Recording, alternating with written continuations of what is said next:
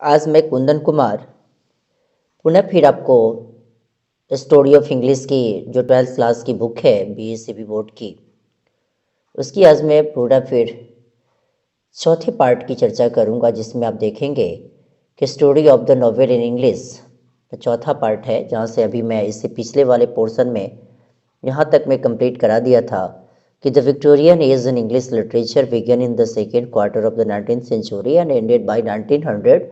In this age the novel made rapid progress. खास करके ऐसा माना जाता था कि इस समय ऐसा देखा गया कि विक्टोरियन एज इंग्लिश लिटरेचर में जो 19th सेंचुरी के सेकेंड क्वार्टर में शुरू हुआ और लगभग 1900 तक जाके ख़त्म हुआ, in this age the novel made rapid progress. और ऐसा माना जाता है कि इस एज में खास करके नॉवेल में बहुत ज़्यादा ही क्या हुआ, इस काल में विकास हुआ किसका, नॉवेल का। अब कहता है क्या है कि novel reading became the chief occupation of the educated class. उपन्यास पढ़ना शिक्षित वर्ग का एक मुख्य व्यवसाय हो गया था। A number of brilliant novelists showed that it was possible to adapt the knowledge to many purposes। अनेक प्रतिभाशाली उपन्यासकारों ने प्रतिभाशाली उपन्यासकारों ने यह भाव व्यक्त किया कि उपन्यास को अनेक प्रयोजनों के अनुकूल बनाया एवं ढाला जा सकता है। अब इसके जस्ट नेक्स्ट पार्ट में चलता हूँ। The early Victorian period saw the heyday of the English novel. खास करके देखा जाता है विक्टोरिया काल के प्रारंभिक दिनों ने अंग्रेजी उपन्यास के स्वर्णयुग देखे हैं। The two most outstanding novelist of the period were Dickens and Thackeray. खास करके इस काल के दो अत्यंत महत्वपूर्ण उपन्यासकार कौन कौन थे, डिकेंस और थैकरे थे। The other novelists were the Bronte sisters. दूसरे की बात करा जाए कि और कौन था, Bronte sisters, Mrs Gaskell, George Eliot, all female novelists and Charles Reade, Meredith and Thomas Hardy among the male writers. खास करके देखा गया अन्य उपन्यासकार, जैसे इसमें चर्चा आती है ब्रॉन्टे सिस्टर्स की या मिसेस गास्केल की या जॉर्ज एलियट की। इसमें आप देखेंगे कि ऑल फीमेल नॉवेलिस्ट, ये सारे के सारे ये महिला उपन्यासकार, और मेल राइटर्स में कौन कौन किन किन का स्थान आता है, चार्ल्स रीड मेरेडिथ का और थॉमस हार्डी, ये पुरुषों लेखों में से एक थे।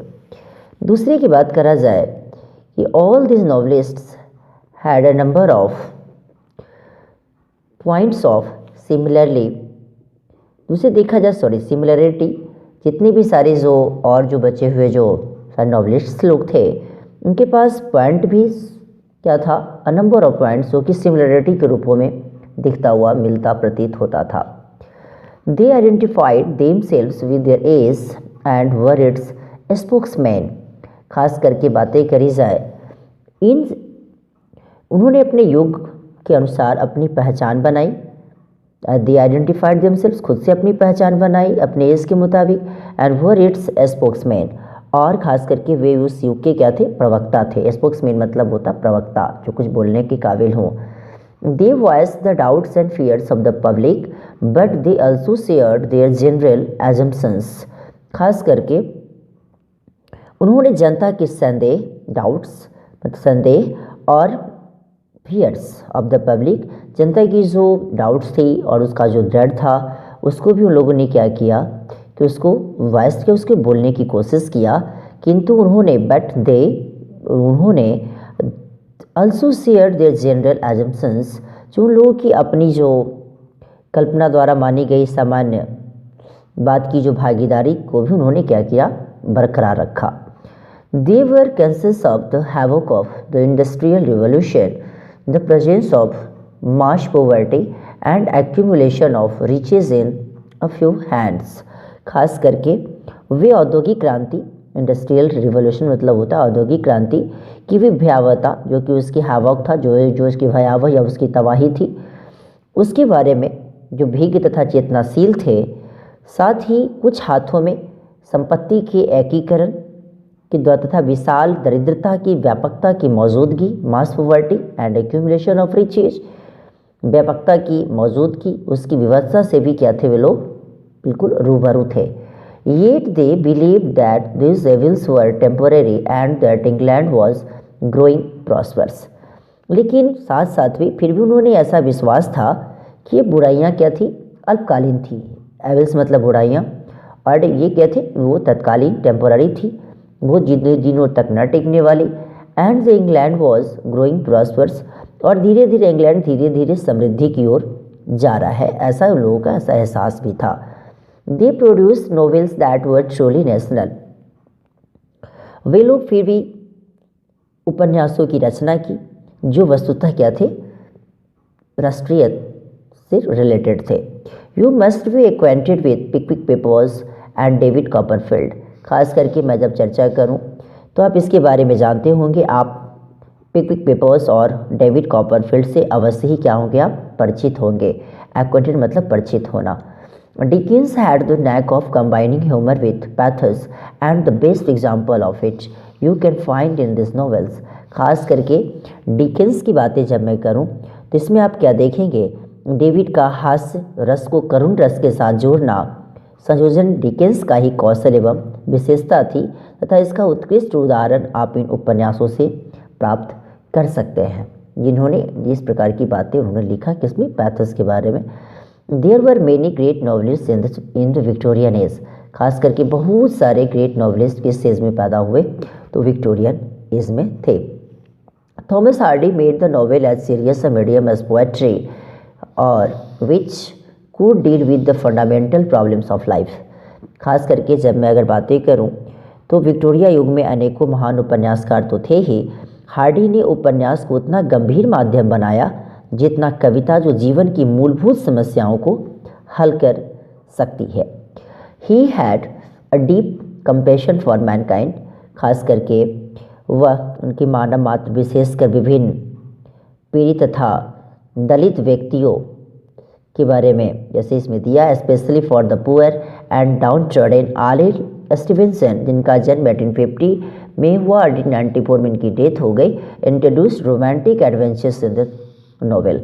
खास करके जब मैं इसकी चर्चा में आप देखेंगे तब इसके बारे में अच्छे जानेंगे कि उनकी मानव मात्र विशेषकर विपन्न पीड़ित तथा दलित व्यक्तियों के प्रति गहरी संवेदना थी। He had a deep compassion for Mankind और स्पेशली फॉर द पुअर, खास करके गरीब लोगों की, और डाउन ट्रोडन और जो दलित व्यक्तियों थे उनके बारे में। आर.एल. स्टीवेंसन, जो कि इनका जन्म 1850 में हुआ, 1894 में इनकी डेथ हो गई, ने भी रहस्य, रोमांस तथा साहसिक कथा वस्तु कारनामों से संबंधित अपने उपन्यासों में क्या किया, इन्होंने शुरुआत किया और इसके बारे में बताने की कोशिश करें।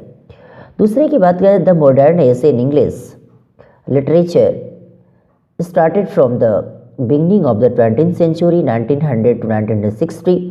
खास करके जो अभी चर्चा जिसके बारे में आप करने जा रहे हैं उसमें अंग्रेजी साहित्य में आधुनिक काल का प्रारंभ 20वीं शताब्दी में शुरुआत हुआ, जो कि कब से 1900 से लेकर 1960 तक। The impact of scientific thought was mainly responsible for the attitude of interrogation and disintegration of old values। खास करके देखा गया तो इसके बारे में आप जानेंगे कि इस समय की जो साइंटिफिक थॉट थी वो क्या था कि प्रश्नोत्तर द्वारा पूछताछ करने तथा प्राचीन मूल्यों का छोटे टुकड़ों में विखंडन करने के लिए वैज्ञानिक विचारों का आधार उत्तरदायी था। Interrogation and disintegration of old values. In an age of mass education the novelist began to appeal to the masses. खास करके विशाल संख्या में शिक्षा के प्रसार काल में उपन्यासकारों ने जन समुदाय से अनुनय विनिमय करने का क्या किया, प्रारंभ किया और शुरू भी किया। They began to look upon nature as a system planned by the divine architect. खास करके उन लोगों ने इसके बारे में बताया कि दिव्य ईश्वरीय वास्तविक अथवा रचयिता के रूप में प्रकृति को एक योजनाबद्ध पद्धति के निर्माता के रूप में देखना क्या किया, प्रारंभ किया। डिवाइन आर्किटेक्ट, डिवाइन देवी देवता, दैवीय शक्ति। A number of writers began to voice these ideas in the writings. खास करके अनेक लेखकों ने, बहुत सारे राइटर्स ने अपने लेखन में इस विचार को स्वर देना प्रारंभ किया। One great disadvantage under which the modern writer labors is that there is no common ground on which the writers and the readers meet। खास करके और सबसे बड़ी हानि जिसके अंतर्गत आधुनिक लेखक श्रम करते हैं उसमें उस सामान्य सार्वजनिक धरातल का अभाव है जहाँ पर लेखकगण तथा पाठकगण परस्पर मिलते हैं। Writers and their readers meet. The novel is full of adventure and experiments peculiar to the modern age, which is an age of transition and discovery. खास करके उपन्यास इस आधुनिक युग जो संक्रमण, आविष्कार, खास करके देख भी रहे, एडवेंचर जो कि इसकी एक्सपेरिमेंट्स है, जो खास करके आविष्कार अन्वेषण का काल है। ऐसे समय में साहसिक यात्राओं तथा प्रयोगों की विचित्र सामग्रियों से परिपूर्ण रहता है, ऐसा माना जाता है। It is the most important and popular medium of this age which could compete with for film and radio. दोनों के लिए वो यही इस युग का अत्यंत महत्वपूर्ण तथा लोकप्रिय माध्यम है जो चलचित्र तथा आकाशवाणी दोनों का प्रतियोगी होकर मुकाबला कर सकता है। The modern novel is psychological. खास करके देखा जाए आधुनिक उपन्यास तो एक मनोवैज्ञानिक के रूपों से काम करने वाला एक ऐसा नॉवेल होता है अभी करेंट एज में। It deals with relation between loneliness and love. खास करके ये जो इट डील्स है, जो नॉवेल की चर्चा होती है इसमें इट नॉवेल के लिए इस्तेमाल किया गया है। यह अकेलापन तथा प्रेम के मध्य संबंध का विवेचन करता है। कौन? खास करके अभी की नोवेल की जो मैं चर्चा करूँ जिसके बारे में आप जानते हैं। यहाँ एक वर्ड आपको दिखा मिल रहा होगा, डी.एच. लॉरेंस। डी.एच. लॉरेंस का फुल नेम है डेविड हर्बर्ट लॉरेंस।